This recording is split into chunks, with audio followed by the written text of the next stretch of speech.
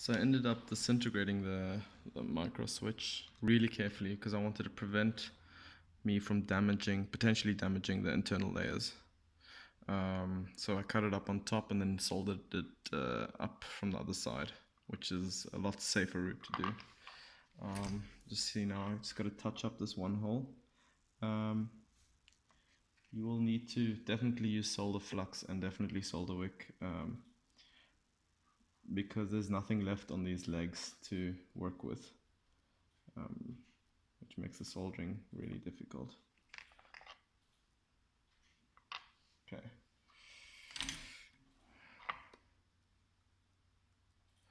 So this should just slide in like that. Try not to force it. Like I said, the internal layers are very, very sensitive. Precautionary step that I want to take is to cut the legs as short as possible because that's how it was soldered in the first place. And I'm guessing that it has something to do with the pressure sensor. You want it to sit flush. You want the board to sit flush. So these boards are about 1.6 millimeters.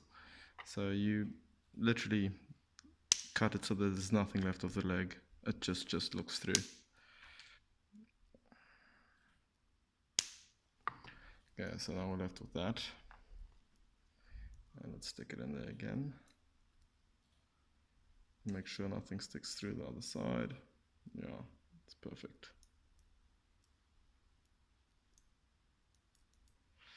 Okay, and now we just resolder it.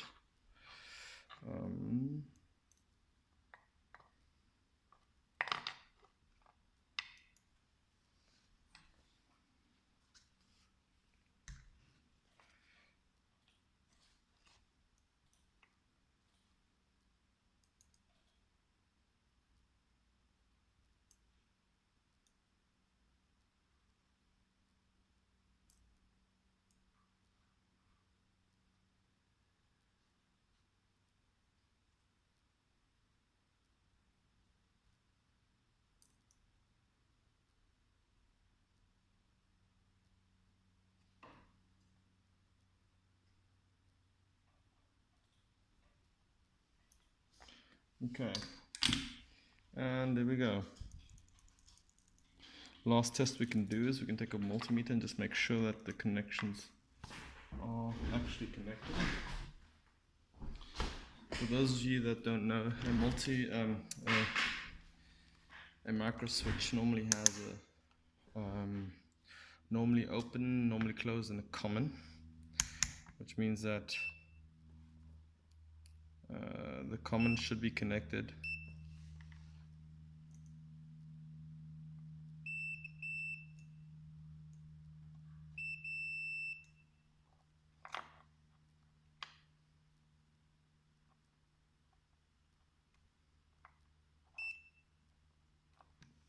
Yeah, and that seems to be working.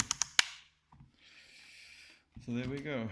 Now the last step is just, well, what I'm going to do now is just clean up all the skunk with a bit of contract spray and a toothbrush, and then I'll plug it all up together and we'll see if it works.